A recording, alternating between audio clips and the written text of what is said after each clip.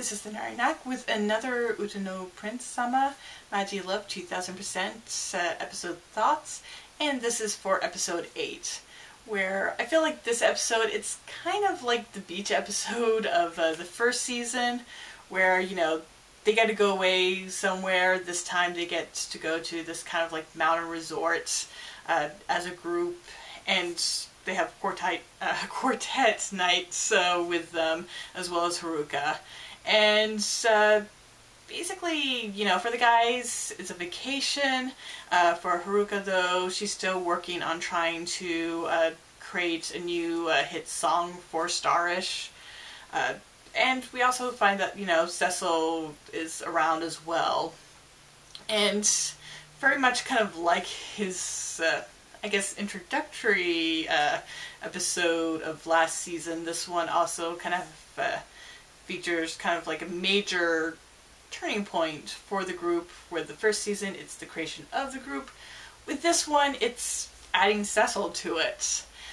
We also finally kind of learn a little bit more about Cecil's backstory, though it still kind of confuses me, since he does bring up that it's an ancient curse that he was under that made him turn into a cat. But then also at the end of the episode we have the current king of the land that he's from had managed to send him a letter, or find out that he was around and send him a letter and tell him that, you know, he wants him to take over the kingdom. So I'm quite curious to how that lineage works and where Cecil is supposed to somehow fit into that. I mean, is Cecil from a way back period, or is he from a modern period? I'm not quite sure. I'm still kind of confused on that issue.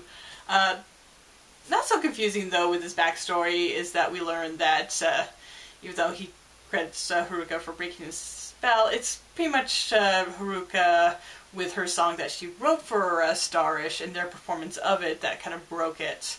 And then, of course, it all ties in as, you know, he has his song that Haruka wrote for him, and in this episode he gets the lyrics for it by basically praying for them. And when he performs it, it ends up bringing the rest of Starish together, and then discovering that they have this like perfect harmony as a 7-member group.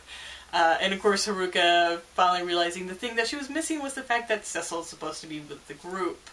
And that's basically where it kind of leaves off. So I'm kind of curious to how we're going to move forward to that. I do kind of love the fact that no one really questions the reason of because magic at all in this.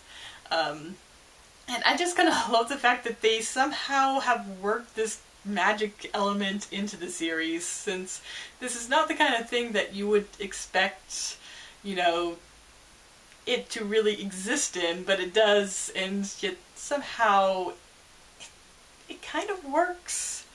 And I think it works just because of how off the wall a lot of the other stuff in the series is. So it's like, want magic with a prince that was cursed to be a cat and then was broken by idol song? Why not, you know?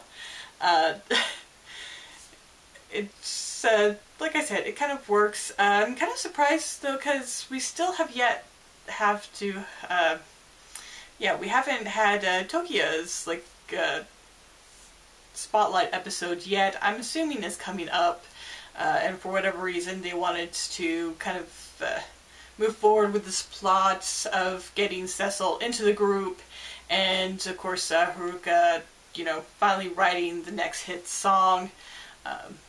And like I said, this does seem to overlap with kind of the pattern of the previous season, so I'm not sure if this is how they actually decided to, you know, plan it out, or decide that, you know, that's what they did first season, so let's keep the pattern for the second season. Either way, I actually kind of like it, so that way we're not waiting to the very end for this kind of revelation to happen, though I'm sure it's not going to be like an easy road. I'm sure they'll throw things in the way, kind of like they did with Tokia and like the creation of Starish in the first place with season 1.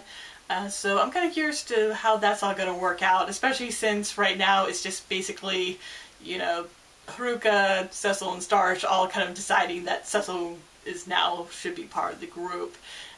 They definitely need to run this past Shining Saotome, and I have a feeling he's probably just not going to let it happen. At least not without something going on before then.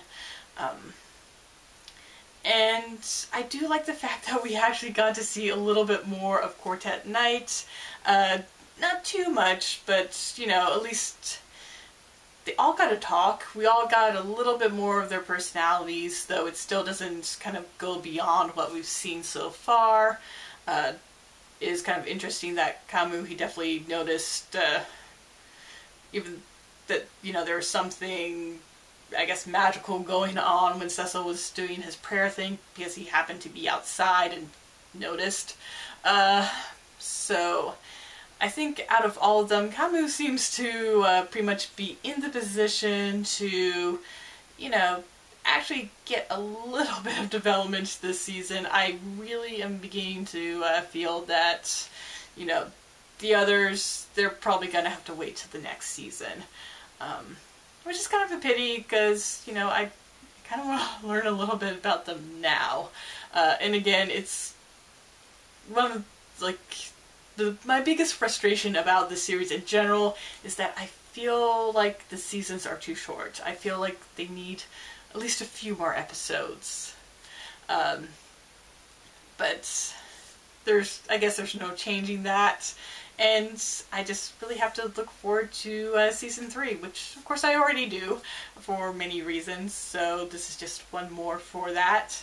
But yeah, definitely at the point where really excited to, you know, be finally in the final stretch for season 2, and really curious to how in the world they're going to, I guess, progress, and of course how they're going to fit in Tokia's, you know, episode or focus episode, and if we will get some kind of focus on the Quartet Night guys, at least a little.